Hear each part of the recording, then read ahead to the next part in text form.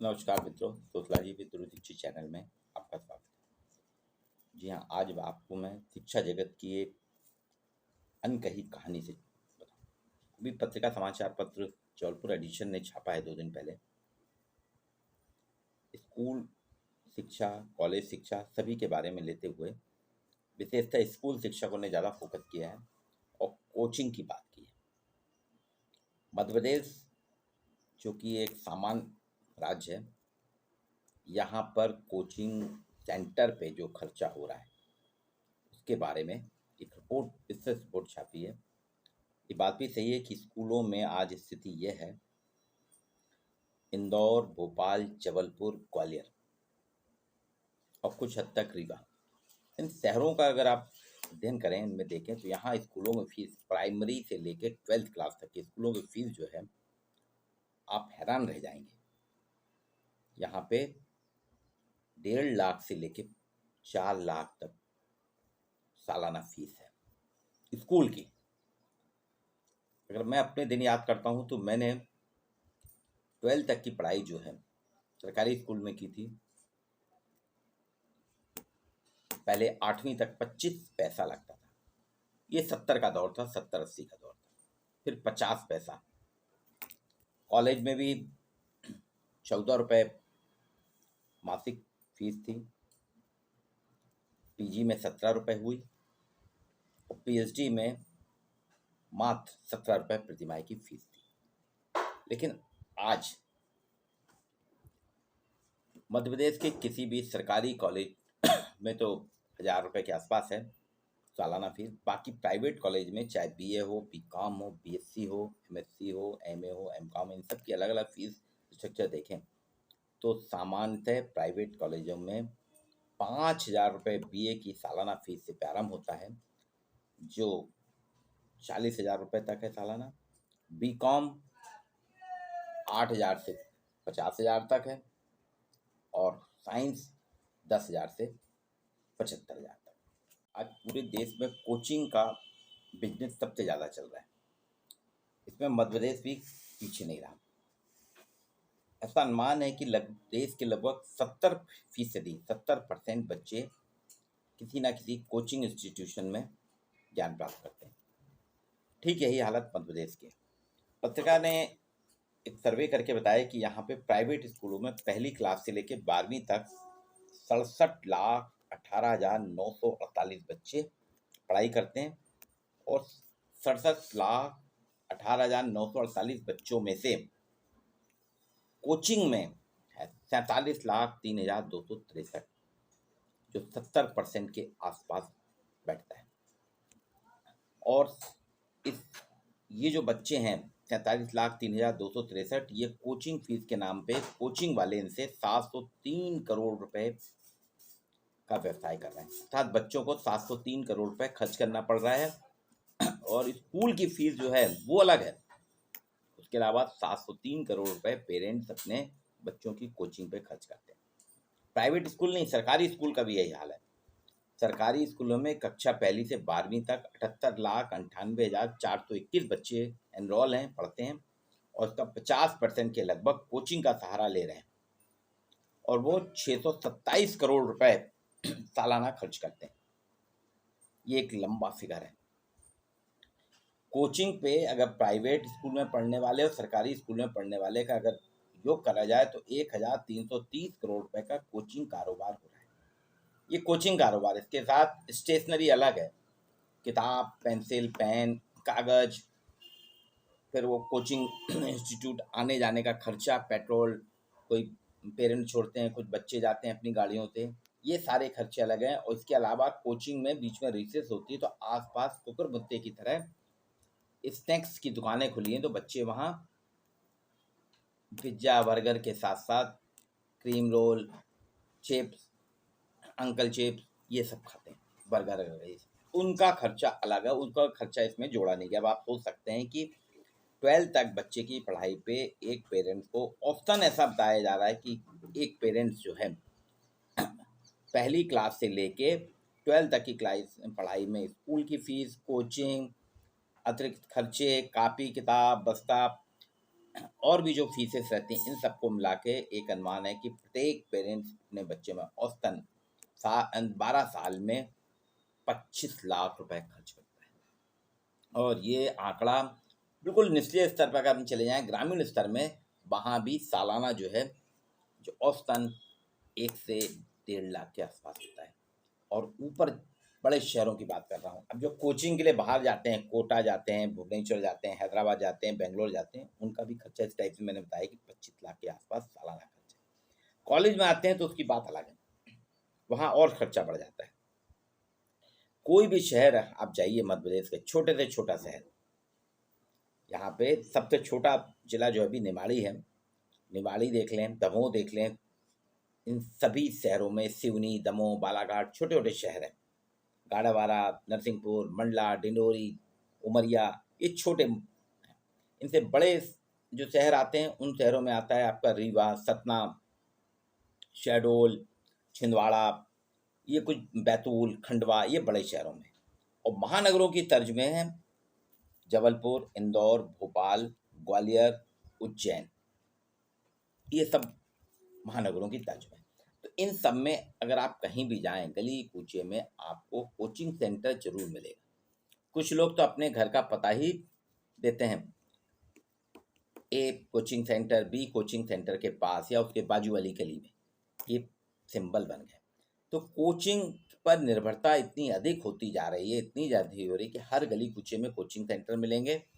School की पढ़ाई बच्चों में गुणात्मक सुधार नहीं कर रही है, इसलिए पेरेंट्स खुद कहते हैं कि हमें अपने बच्चों को कोचिंग में भेजना पड़ता है। और इसलिए कोचिंग का व्यवसाय बहुत ज़्यादा फल फूल रहा है। आपको ताज्जुब होगा, नर्सरी क्लासेस में भी कोचिंग लगती है।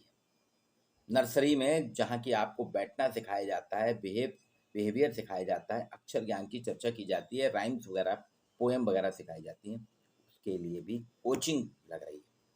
आप सोच सकते हैं, अभिभावक नर्सरी के लिए कोचिंग की डिमांड कर रहे हैं। अभिभावक क्या कहना है, कोचिंग वालों तो भाई आप, मेरा बच्चा नर्सरी में है, अभी उसके साल एडमिशन कराया, उसके लिए कोई कोचिंग। लोगों से मांगते हैं, पूछते हैं, डिमांड है लोगों की, और ये सब वो जानते हैं कि कोचिंग में मिलेगा। स्कूलों में प्रतिस्पर्धा है। आज जो है शिक्षा प्रतिस्पर्धा इतनी ज़्यादा हो गई शिक्षा में कि बच्चा जिस स्कूल में एडमिशन लेता है, एडमिशन के दिन से ही कोचिंग शुरू कर देता है। अमूमन 1 अप्रैल से स्कूल चालू होते हैं और कोचिंग चालू हो जाती है आपकी 1 मार्च से, 1 महीना पहले चालू हो जाती है। और उसी का परिणाम ये है कि दिन प्रतिदिन बच्चों पे इतना ज़्यादा स्ट्रेस बढ़ता जा रहा है कि 10th और 12th क्लास तक आते आते बच्चे, अभी एक अनुमान है कि कम से कम 15 से 20% बच्चे मानसिक रोग से ग्रसित हैं। बच्चे अनमने हो जाते हैं, भूख प्यास गायब हो जाती है, चिड़चिड़े हो जाते हैं। कुछ उसी में 10% के लगभग जो है ड्रग्स के शिकार हो जाते हैं और पेरेंट्स को मनोचिकित्सकों के पास ले जाना पड़ता है। मेरे एक मित्र हैं, सुमित पासी, महाकौशल कॉलेज में साइकोलॉजी के टीचर हैं। उन्होंने बताया कि उनके पास हर महीने 1-2 केस आते हैं और वही आ रहे हैं, साइकोलॉजिस्ट हैं, वो काउंसलिंग करते हैं, उनके पास आते हैं। और जब पूछो तो पता चला, जब उन्हें बोले मैंने केस स्टडी करी बच्चों की, तो उसमें मूल कारण ये था, बच्चों पे पढ़ाई का स्ट्रेस था। ये 2 तरह का था। हर पेरेंट्स चाहता है कि उसका बच्चा IITian बने, डॉक्टर बने, मैनेजमेंट IIM में जाए। ये सपना है सबका कि कोई भी छोटे कॉलेज में नहीं चाहता। डिग्री बी की बराबर है, वो चाहते हैं IIT की डिग्री हो, IIM की डिग्री हो, या फिर सेंट्रल मेडिकल कॉलेज की डिग्री हो। ये सारे हमारी आपकी पेरेंट्स की जो भावनाएं रहती हैं, वो अपने बच्चों पे इतना करते हैं, देखो उसको ऐसा बनना चाहिए, ये बनना चाहिए, तुमको ये करना चाहिए।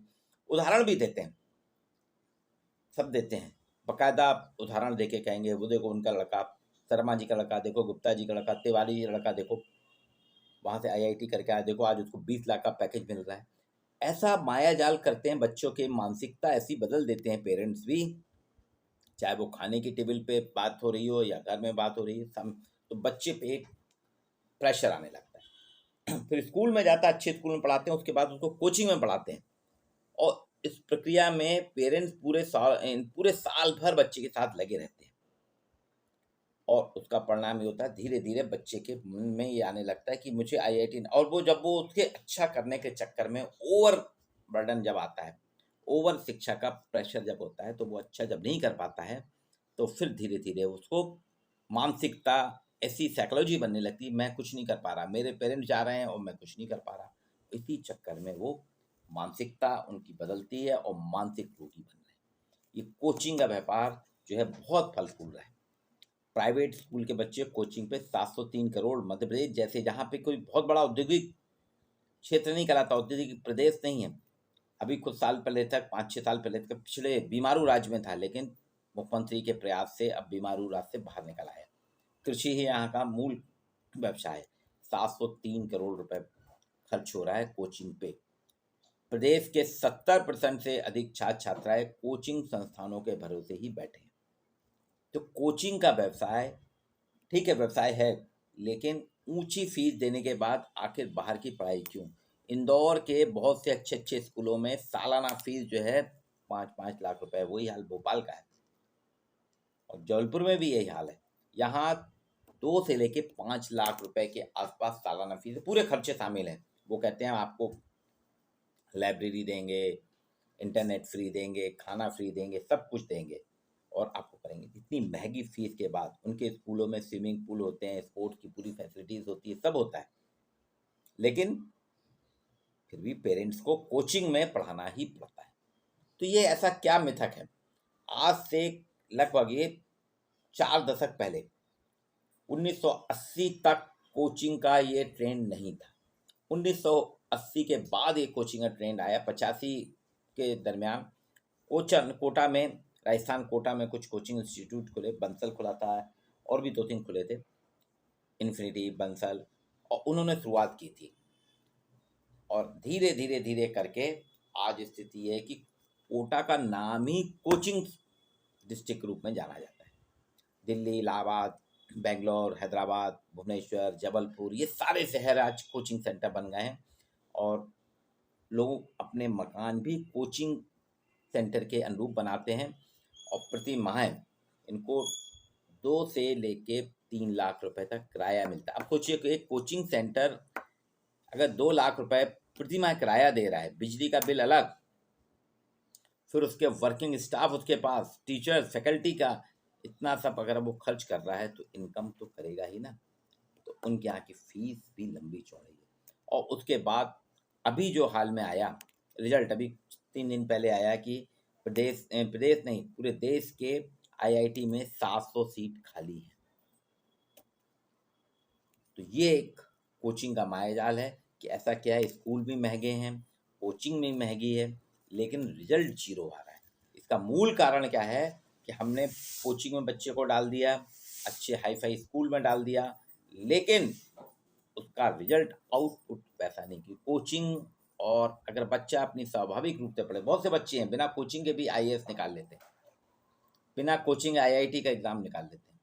ग्रामीण परिवेश में रहने वाले अपने पेरेंट के साथ में दुकानों में काम करते हैं, घर गृहस्थी का काम करते हैं, रोजगार में सहायक होते हैं और बीच में थोड़ा बहुत जो समय मिलता है उसमें पढ़ते हैं। उनके पास नॉमिनल किताबें रहती हैं, ना इंटरनेट की सुविधा है, ना उनके पास इतनी महंगी फीस है कि कोचिंग पढ़ सकें। लेकिन सक्सेस का मंत्र यह है कि आप में जुनून होना चाहिए। आपको एक उदाहरण देता हूँ कि बिहार बीमारू राज्य है, पैसा नहीं है, बाढ़ आती है और भी वहाँ पे उद्योग धंधे नहीं है।